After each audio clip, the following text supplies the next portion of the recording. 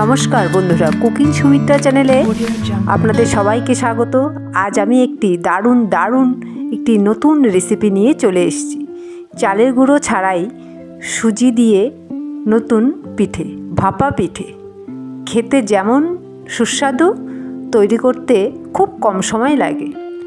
আর দেরি না করে সুন্দর পিঠাটি তৈরি করা যাক। এখানে আমি একটি মিক্সিং বলে 1 বাটি সুজি নিয়েছি। একটি ডিম ভেঙে দেব। আমি অল্প করেই করব। আপনারা যদি বেশি করতে চান তাহলে সুজির পরিমাণটাও বাড়িয়ে দেবেন, ডিমের পরিমাণটাও বাড়িয়ে দেবেন।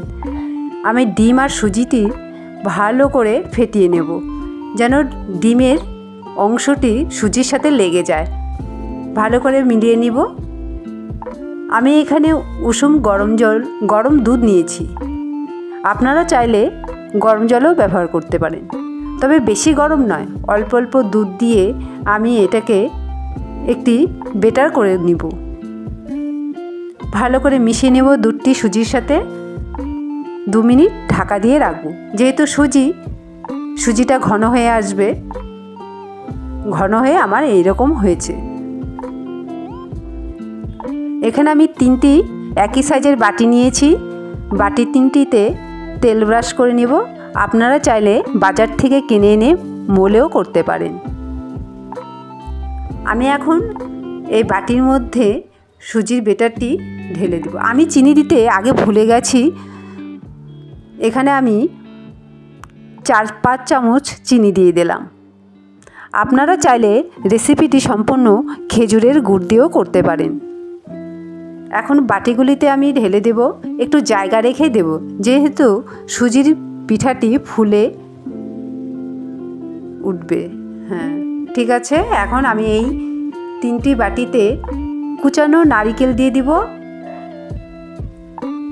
কারণ নারকেলটা দিলে পিঠার ফ্লেভারটি বেড়ে যাবে। আমি এখানে অল্প অল্প করে খেজুরের গুড় দিয়ে দিব, আর একটি করে চেরি সাজিয়ে দেব।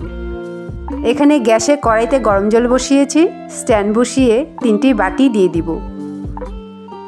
আমি সুজির পিঠাটি ভাপা দিব 10 থেকে 15 মিনিট। 10 থেকে 15 মিনিট পর আপনাদের দেখাচ্ছি। পিঠাটি ফুলে বাটি ভরে গেছে। রেসিপিটি খেতে এতই স্বাদ হয়, তুলনা করা যায় না। বাড়িতে একদিন করে দেখবেন। ছোট্ট শিশুর থেকে বয়স্ক লোক পর্যন্ত খেয়ে নেবে, আর একদিন বানাতে চাইবে। বন্ধুরা, এই রেসিপিটি দেখে কেমন লাগলো আমাকে কমেন্ট করে জানাবেন। ভিডিওটি দেখে সাবস্ক্রাইব করে দেবেন। একটি লাইক করতে ভুলবেন না কিন্তু। দেখুন, বাটি থেকে আমি ছুরি দিয়ে একটু খোঁচা দিয়ে পিঠাটি উঠিয়ে নিলাম। দেখতে কি সুন্দর হয়েছে। খেতেও যেমন সুস্বাদু, দেখতেও তেমন সুন্দর। আমি আবার পরে রেসিপি নিয়ে চলে আসব। ধন্যবাদ। আমার পাশে থাকবেন।